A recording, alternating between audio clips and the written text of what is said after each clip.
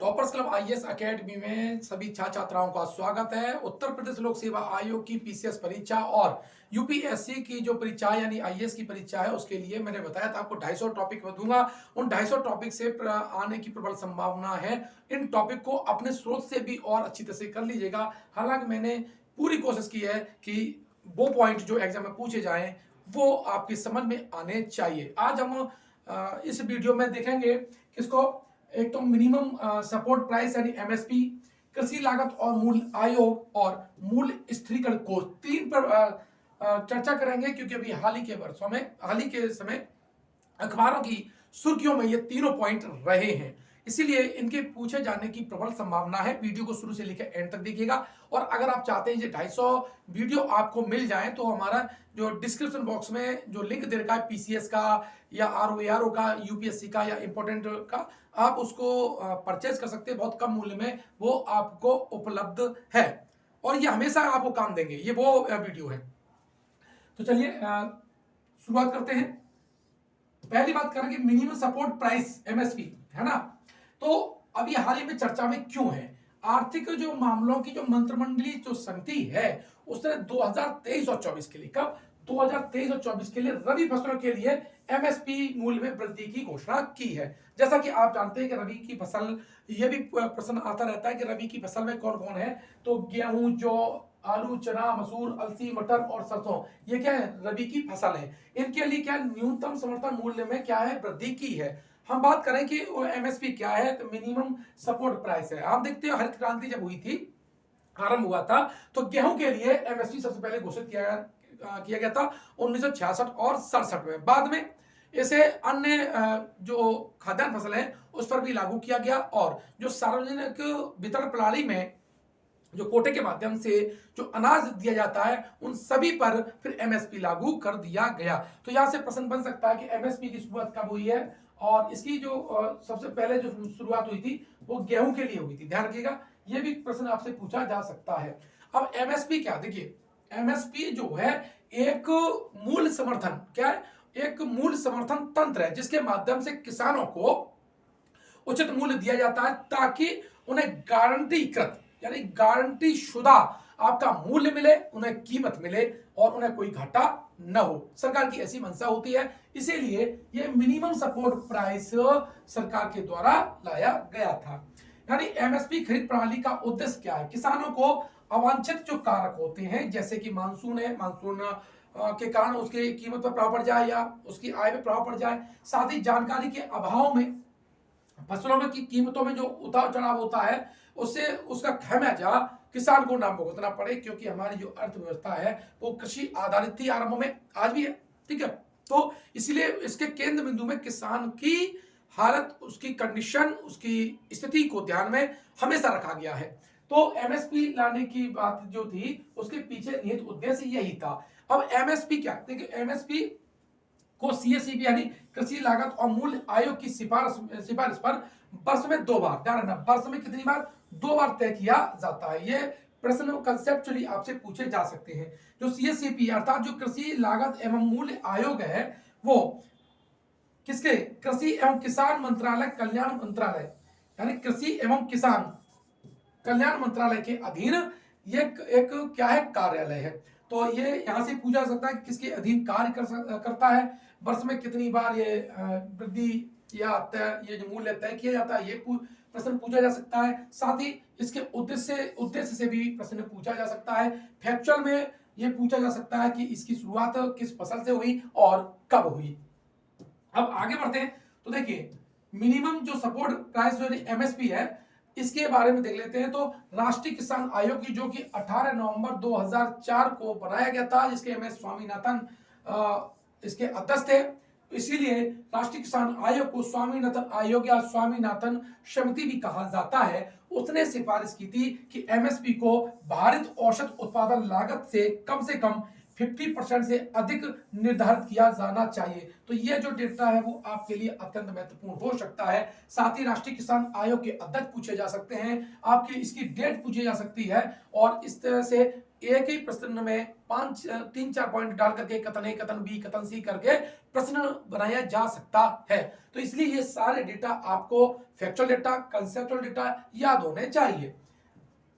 अब देखते हैं कृषि लागत और मूल्य आयोग के बारे में। देखिए, कृषि लागत और जो मूल्य जो आयोग है, यानी commission for agriculture cost and the price, CACP, ठीक है, यह भारत सरकार की एक विकेंद्रीकृत एजेंसी है। पहले इसका जो नाम था कृषि मूल्य आयोग था, अर्थात एग्रीकल्चर प्राइस कमीशन था। कृषि लागत और मूल्य आयोग भारत सरकार के कृषि और किसान कल्याण मंत्रालय का एक संलग्न एक कार्यालय है।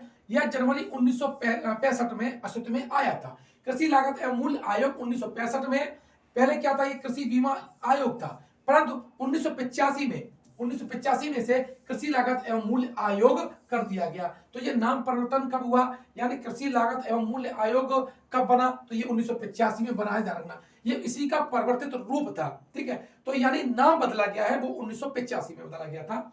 वर्तमान में आयोग में एक अध्यक्ष, सदस्य सचिव होते हैं, एक सदस्य होते हैं और 2 सदस्य गैर आधिकारिक इसमें शामिल होते हैं। तो इसकी स्थापना पूछी जा सकती है और ये किस मंत्रालय के अधीन कार्य करता है, ये पूछा जा सकता है। इस साल के लिए अत्यंत महत्वपूर्ण है। अब इसी के अगले सेक्शन में देखें, CACP यानी जो CACP जो है वो कितनी वस्तुओं के लिए सिफारिश करता है, ये बहुत इंपॉर्टेंट डेटा है। यानी ये 23 वस्तुओं के लिए MSP यानी मिनिमम सपोर्ट प्राइस की सिफारिश करता है, जिसमें 7 तो अनाज है। अब यहाँ से अनाज कौन कौन से हैं, धान, गेहूं, मक्का, शरबत, मोती बाजरा, जौ और रागी, मोती बाजरा की है और रागी, ठीक है। 5 दालों यानी चना, अरहर, मूंग, उड़द, मसूर के लिए MSP जारी की जाती है। ये सारे डेटा याद कर लीजिएगा। UPSC और PCS ARO BO के लिए अत्यंत महत्वपूर्ण ये टॉपिक है। साथ ही 7 तिलहन, टोटल तो 9 तिलहन है, लेकिन 7 तिलहनों के लिए यूज की जाती है मूंगफली, रेपसीड सरसों, सोयाबीन, समुद्री घास, सूरजमुखी, कुसुम और निगरसीड, इसके लिए MSP जारी की जाती है। और 4 वाणिज्यिक फसलों के लिए MSP जारी की जाती है, वह खोपरा, गन्ना, कपास और कच्ची जूट। आई थिंक आपने ये डेटा नोट कर लिया होगा। अगर ये डेटा नोट नहीं करेंगे, अगर ये प्रश्न आया तो निश्चित रूप से आपके लिए हानि हो सकती है। और मैं बता रहा हूं आपको, ये सारे वीडियो आपको एक साथ मिल जाएंगे। एक बार विश्वास करके इन वीडियो को देखिएगा, इनको बार-बार प्रैक्टिस करिएगा। निश्चित रूप से आप UPSC और PCS RO क्वालिफाई करेंगे, मेंस देंगे, इस बात की गारंटी है। अब देखो, अब यहां से देखते हैं मूल्य स्थिरीकरण कोष, ये भी चर्चा में है, ध्यान रखना।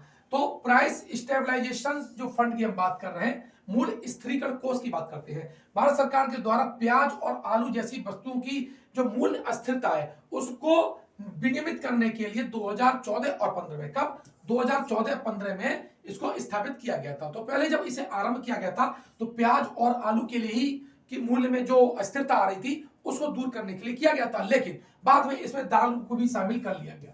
किसके लिए, दालों को भी इसमें शामिल कर लिया गया। यह कृषि सहकारिता और किसान कल्याण विभाग के तहत स्थापित किया गया था। बाद में इसमें देखो दालों में शामिल किया, ये बात पॉइंट मैं हालांकि बता चुका हूं।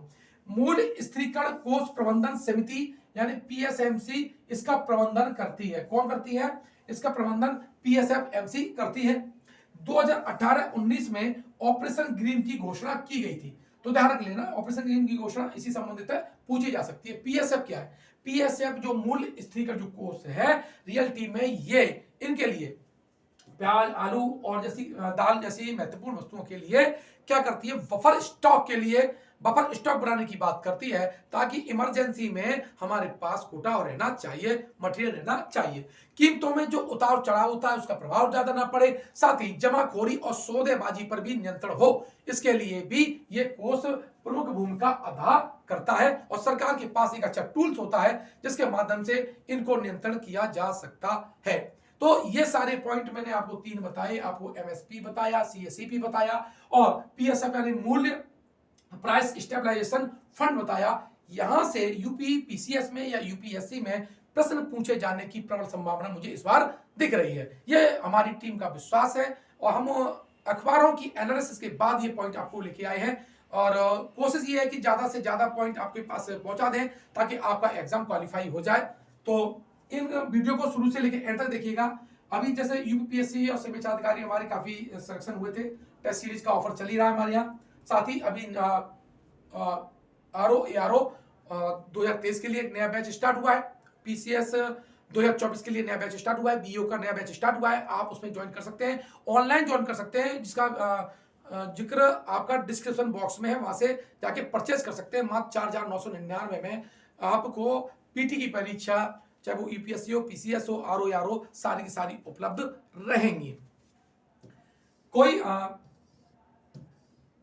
देखिए क्या से करना है, प्ले स्टोर पे जाइए और प्ले स्टोर पे आप जाकर के टॉपर्स क्लब आईएएस एकेडमी पूरा टाइप करेंगे तो हमारा वहां पर ये ऐड आ जाएगा। और स्टोर पे जाकर के यूपीपीसीएस टेस्ट सीरीज भी ज्वाइन कर सकते हैं, आरओ टेस्ट सीरीज ज्वाइन कर सकते हैं, और नए बैच भी आप अभी ज्वाइन कर सकते हैं। मिलते हैं नेक्स्ट वीडियो में, देखते रहिए, धन्यवाद।